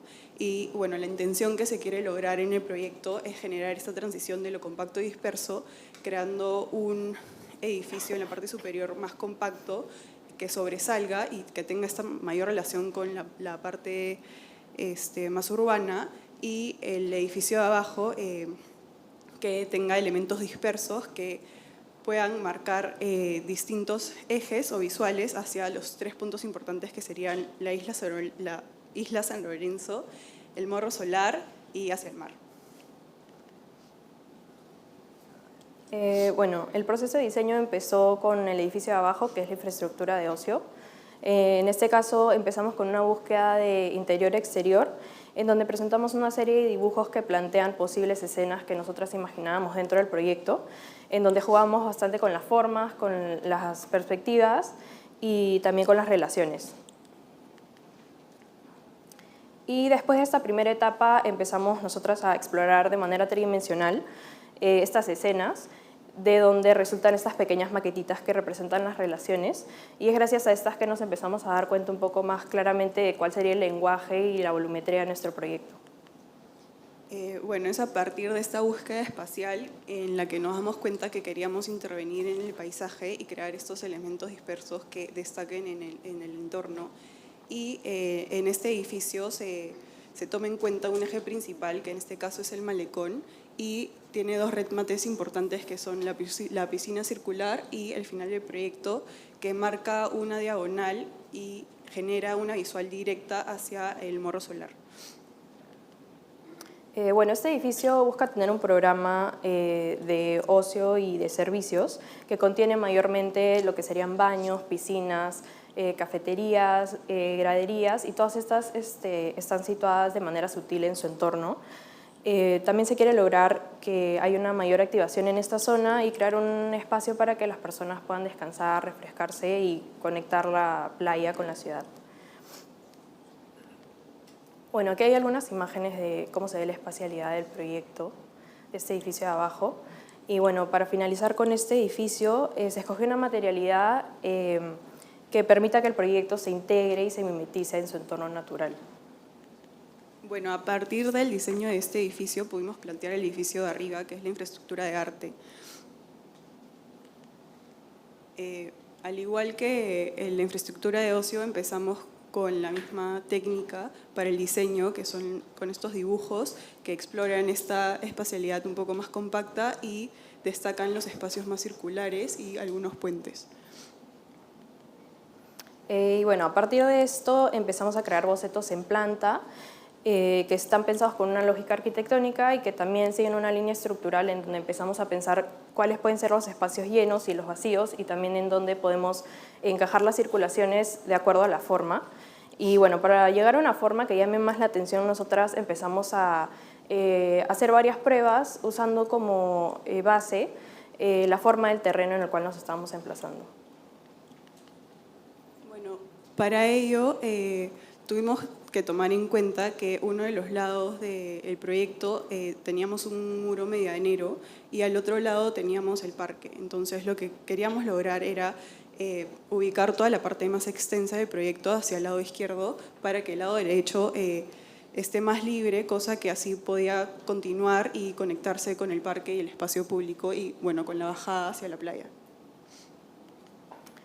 Bueno, en este caso, este edificio tiene como elemento principal los cilindros, que es en donde se llevan a cabo los talleres artísticos.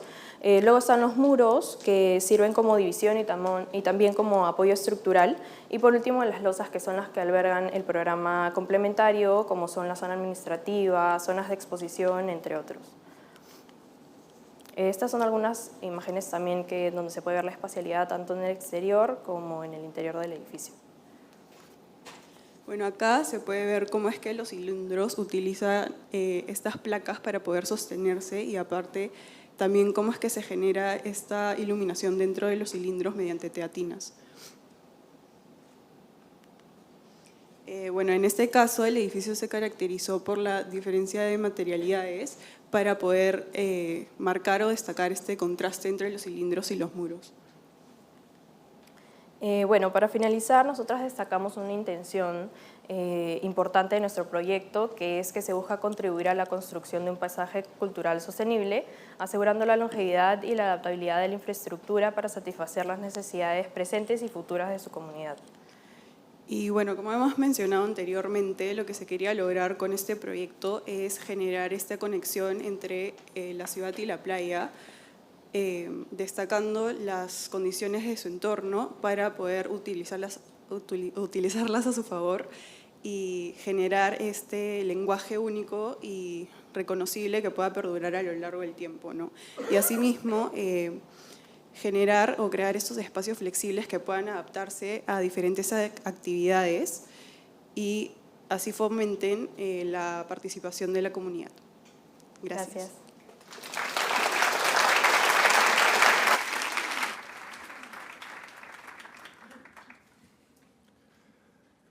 Muchas gracias, Alessandra y María Laura. Ahora invitamos a Ricardo Huanqui, quien estará a cargo de la mesa de diálogo. Hola, ¿qué tal? Buenas noches. Siempre interesante el PFC, siempre es interesante. A ver, algunas cosas que tengo en mente. Dos proyectos bien interesantes, audaces, osados, complejos.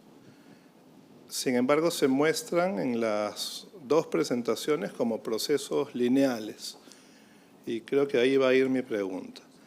Se muestran como procesos lineales como si la arquitectura siguiera siempre esos procesos lineales de certezas. Sabemos que esas presentaciones se han construido para poder explicar los proyectos a todos los que están presentes. pero me gustaría saber, más allá de las certezas que se han presentado hoy en las exposiciones, cuáles han sido las incertidumbres que han logrado sacar adelante estos proyectos.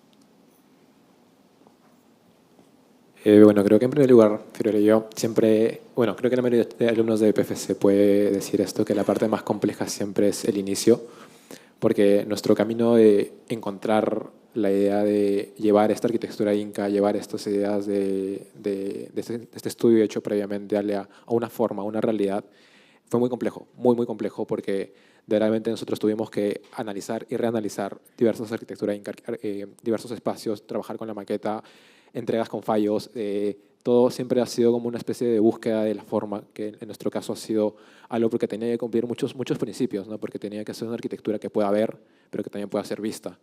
Y la idea esta fue muy difícil encontrar esta parte inicial del camino que nosotros quisimos tratar de representar en este edificio, ¿no?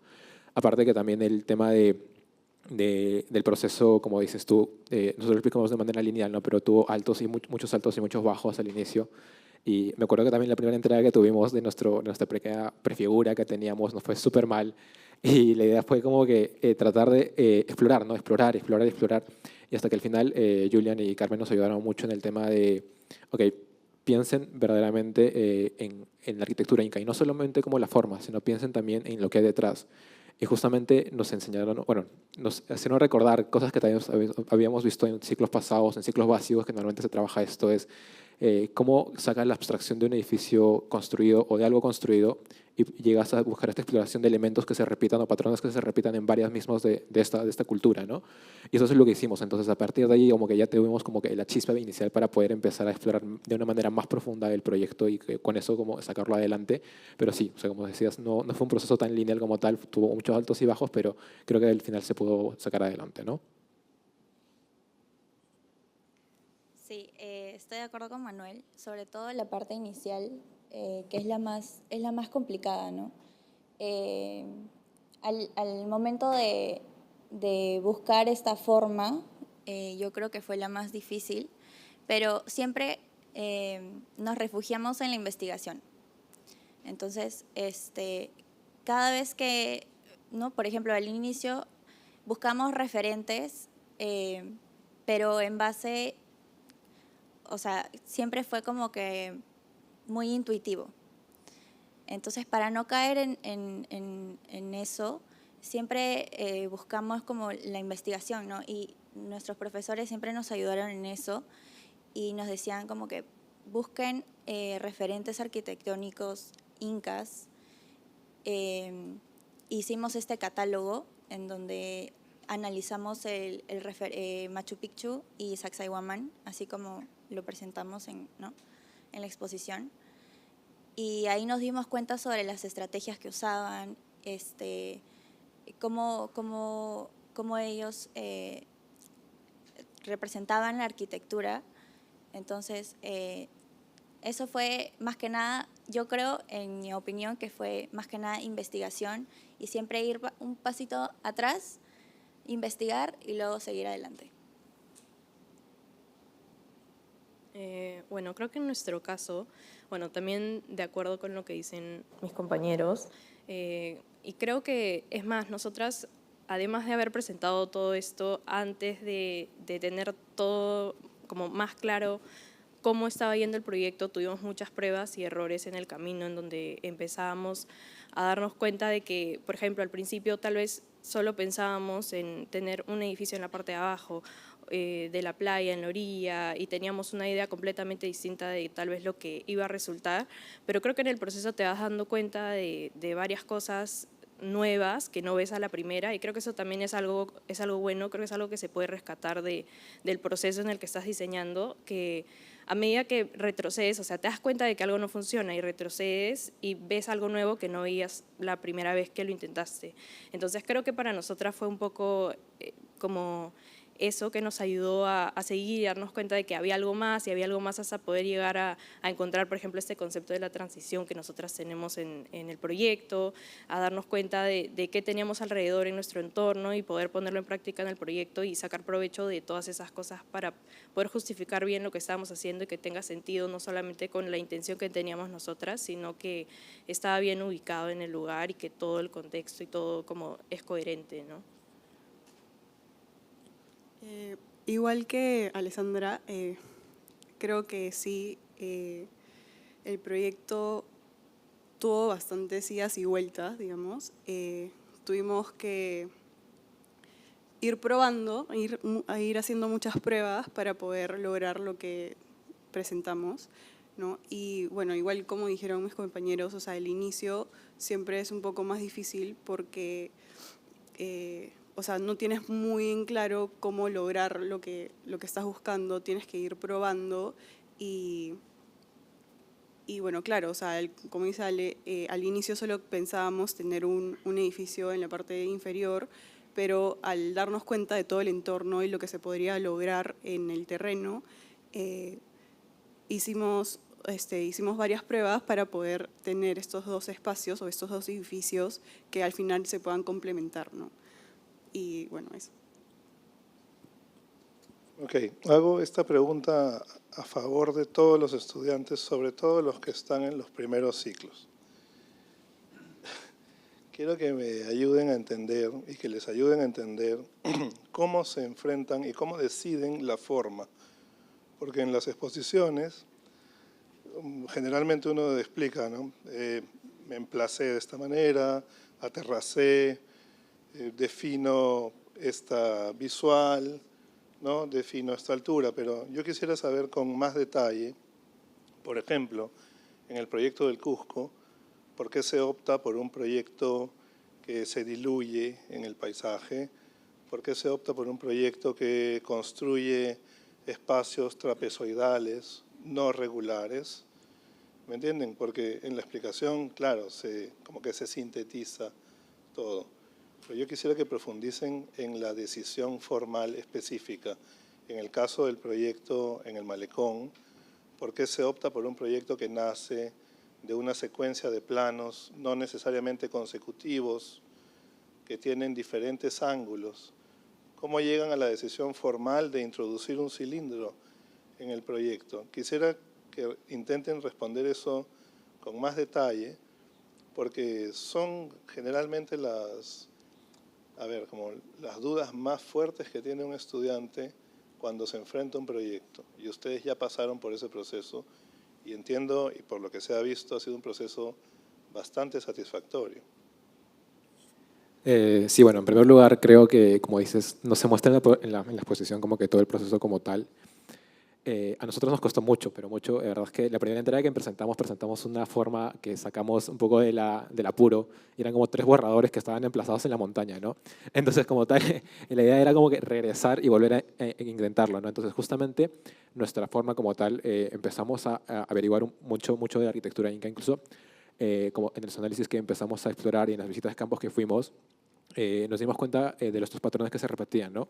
Entonces, probando justamente las microentregas que teníamos entre talleres nos ayudaban a experimentar las formas y encontrar el camino correcto, porque justamente probamos con una forma, nos resultaba regresar y volver a intentar, ¿no?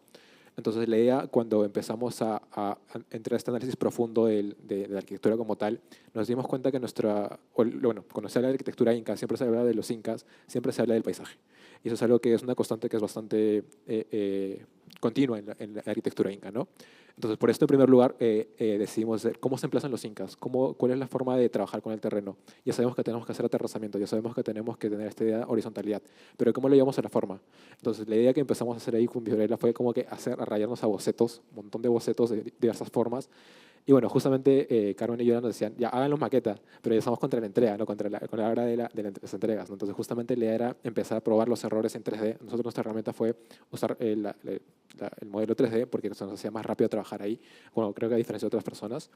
Y la idea con eso era empezar a tener estas mini formas o este catálogo de formas en las cuales nos sentíamos más a gusto. Y justamente seleccionamos esta especie de forma horizontal que se acomoda a la curvatura de la montaña y que justamente se elonga, como haciendo que parte de la topografía empiece a salir. Y cuando vimos la forma decíamos con Fiorella, sí parece una construcción que ha sido interpretada por un proceso de Inca, ¿no? Entonces justamente con esta forma, cuando empezamos a trabajar las 3 orientaciones principales del proyecto, porque esa es una variable que teníamos del inicio, trabajar las 3 orientaciones a partir de la plaza, empezamos a construir este concepto de la forma, ¿no? Entonces justamente esto fue este cúmulo de variables y de errores que nos permitieron ayudar a llegar a la forma final, pero obviamente con mucho error en el camino, ¿no? Y mucha prueba también.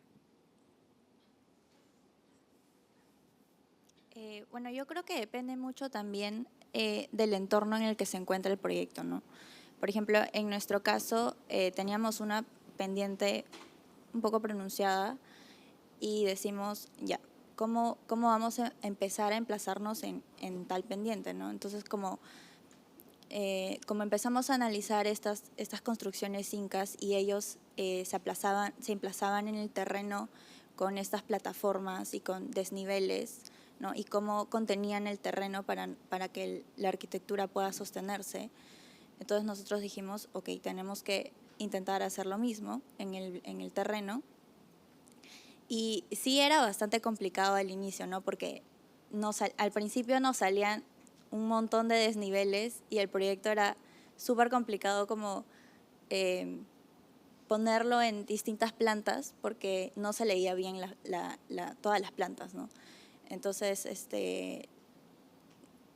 cada vez que íbamos evolucionando, teníamos, bueno, con la ayuda de los profes, ¿no? Teníamos que ir como nivelando cada plataforma para que no sean tantos desniveles, ¿no? Eso es en cuanto a cómo nos emplazamos al terreno. Y en cuanto a la forma, igual siempre nos guiamos del análisis de la arquitectura inca.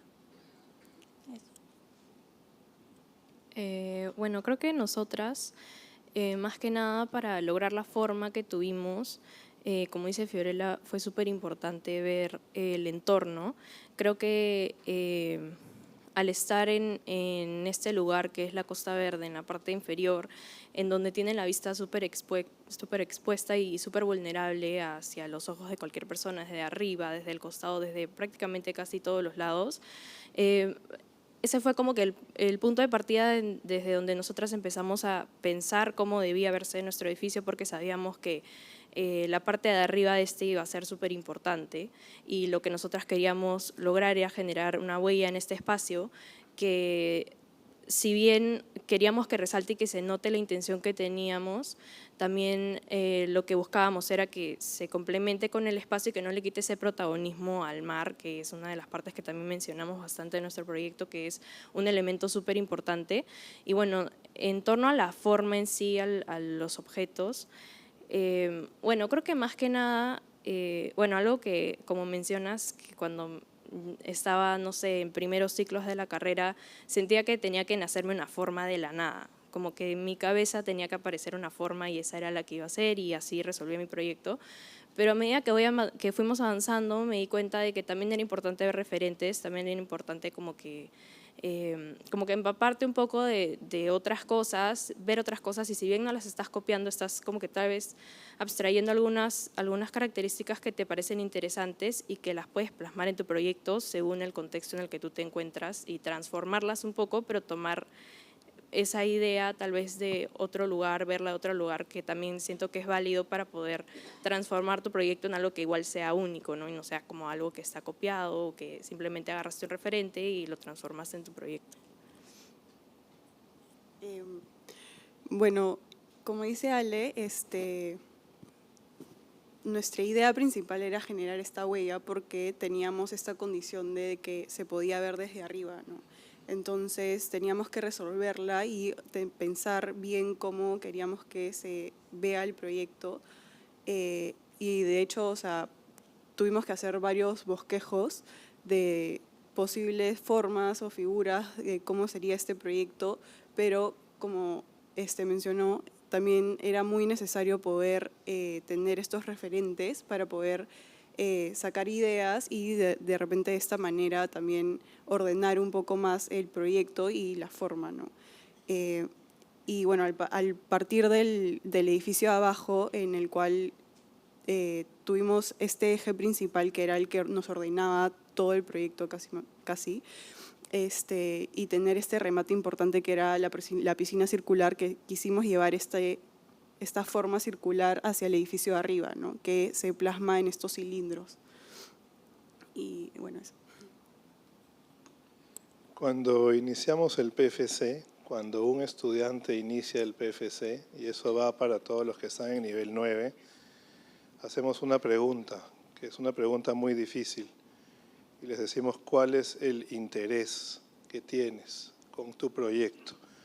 Ahora que ya acabaron la primera parte del proceso del PFC, pues la segunda es la asesoría, ¿podrían responder nuevamente esa pregunta? ¿Cuál es el interés particular arquitectónico que tienen en esta búsqueda? Bueno, sí, es una pregunta muy difícil que ahí inició una situación también al inicio. Pero bueno, creo que en este camino de medio año que todavía tenemos con Fiorella por resolver el proyecto de fin de carrera, tenemos objetivos iniciales con el proyecto. Objetivos iniciales como queremos que sea un museo que impacte, un museo que sea de gran envergadura para el Perú, pero en temas arquitectónicos sea que un museo que represente esta arquitectura, no necesariamente arquitectura peruana, pero represente un poco la arquitectura de los incas, ¿no? Entonces, justamente nuestra idea inicial siempre ha sido esa, ¿no? Que el objetivo principal del museo es que represente tanto en forma, pero tanto como función hacia este museo grande que queremos que tenga el Perú.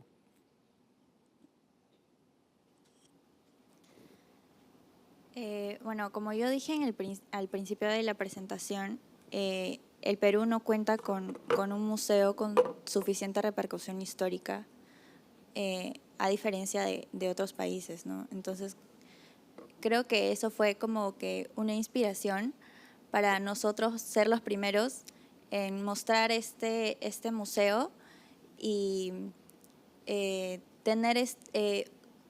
poder ser representados como un país con bastante cultura y poder ser visto no solo nacionalmente, sino también internacionalmente. Bueno, yo creo que para nosotras es más que nada lo que vamos también conversando en la presentación. Creo que al final nuestro interés como arquitectura, ya en este caso después de toda la primera parte, creo que es generar esta huella de la que hablamos y respondemos varias veces porque es algo bastante importante para nosotras. Creo que no hemos visto algún edificio que se muestre de esta manera aquí y también como que complementando esta idea de tener estos servicios en la ciudad y en la playa que generen esta conexión.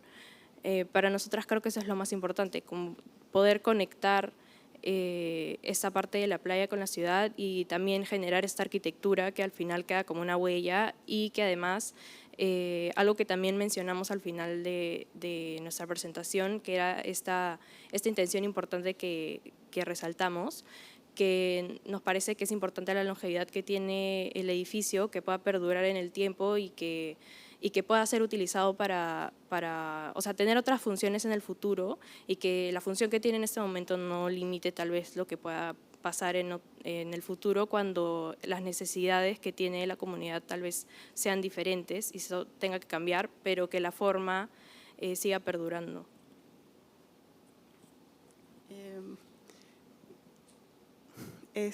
Creo que, antes, al inicio de PFC, nuestra respuesta a esta pregunta fue generar una arquitectura enterrada. Lo que creo que ahora sí ha cambiado, como dice Ale, es generar esta huella, ¿no? O sea, que perdure en el tiempo y que se mantenga esta flexibilidad de actividades, ¿no? Y que pueda permitir de que a través del tiempo pueda fomentar que la comunidad pueda participar siempre en el proyecto y sea parte de ¿no? Que creo que es lo más importante, sí. Bueno, muchas gracias. Los felicito porque tienen unos proyectos muy interesantes. Gracias.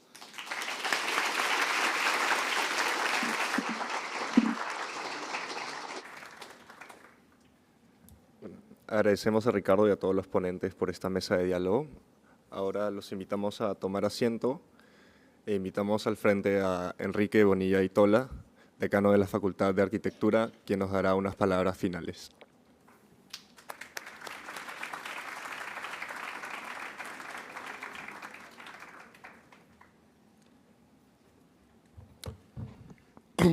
¿Qué tal? Muy buenas noches con todos y creo que siempre estas jornadas, maravillosas jornadas, digo yo, porque me gustan porque los profesores somos alumnos por un día y escuchamos a nuestros alumnos que nos dan muchísimas enseñanzas. Eso es importante. Es importante porque a raíz de esta 14 exposición anual, cuando tuve que preparar el texto introductorio, mi preocupación fundamental estuvo en el espacio del taller. Y no estaba hablando necesariamente del espacio físico, el espacio que tenemos y que hoy hemos renovado, curiosamente, este ciclo, sino lo que estaba significando el espacio del taller como un lugar de muchas cosas. En principio de síntesis, porque en el taller se sintetizan muchos conocimientos, y eso ha sido bastante evidente, ¿no? Desde los proyectos interesantes, por supuesto, de los primeros ciclos, donde se exploran situaciones espaciales con muchísima fantasía, a estos proyectos finales de final de carrera que ya vienen con todo un contenido y que tienen toda una carga de la propia formación académica de la universidad. Y cuando inauguramos esto, el señor rector Óscar Quesada decía que además hay el tema de integración, y es otra cosa bien importante, ¿no? Hay en el taller un proceso de integración entre todos los alumnos, los profesores, es un espacio de intercambios, es un espacio de reconocimientos, es un espacio donde todos aprendemos y hacen que esta experiencia, taller vertical, se vea muy realzada, creo yo, y que supera mucho todo lo que nosotros habíamos pensado en la experiencia inicial, por lo menos, ¿no? Hace realmente poco tiempo que somos una facultad, es verdad, pero yo creo que hace mucho más tiempo que somos una escuela, y creo que esa escuela se hace evidente cuando hacemos esta reunión.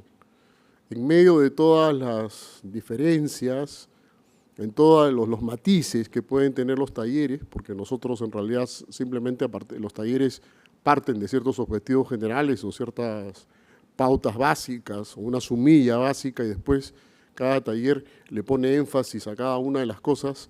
Creo que todas estas cosas se han visto evidenciadas hoy y eso ha sido bien estimulante.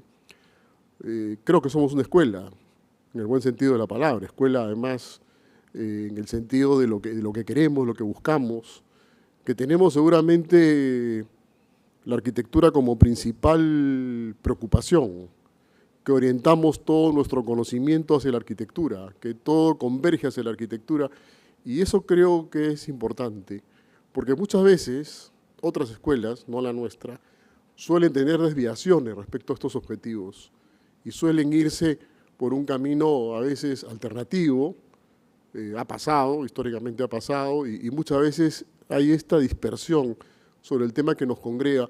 Y creo que hoy hemos comprobado una vez más que esta idea de escuela está presente, y no solo está presente, sino que se ve muy repotenciada. En ese sentido, yo que no dicto taller hace muchos años, me siento pues muy complacido con estas charlas.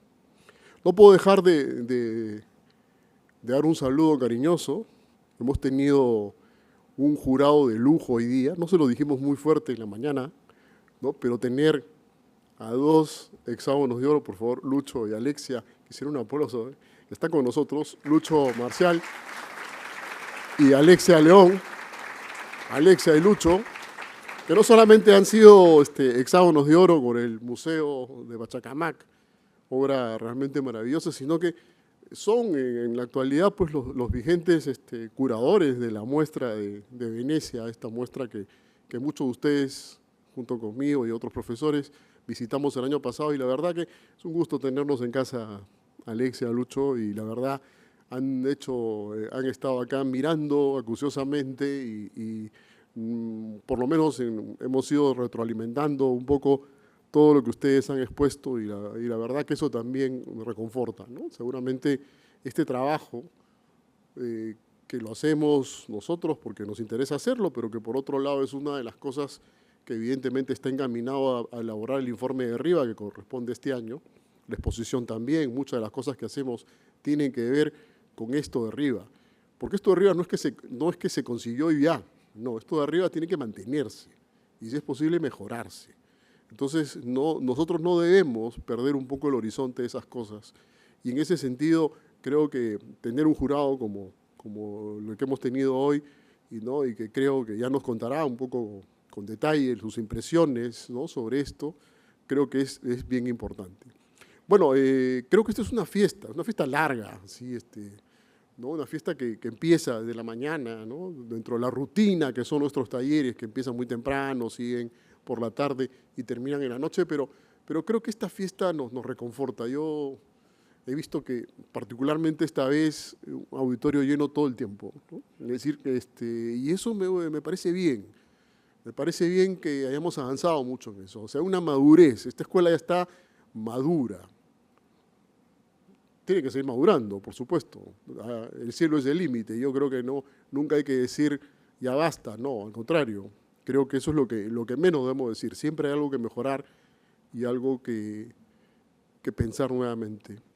Bueno, pues muchísimas gracias a todos ustedes, muchas gracias a los profesores, muchas gracias a los alumnos, a todo el equipo, ¿no?, que se ha fajado con esto, con la exposición y ahora con este proceso y bueno, creo que por este ciclo estas actividades terminan, el próximo ciclo tendremos ya la otra, que es realmente donde los profesores hablamos, es al revés, y donde nosotros reflexionaremos, creo que esta vez es el espacio público, ¿no es cierto? Este año tenemos el tema de reflexión, que será otro momento de encuentro en el cual podamos debatir ideas, como creo que se han debatido hoy, de una manera realmente plena, interesante, satisfactoria.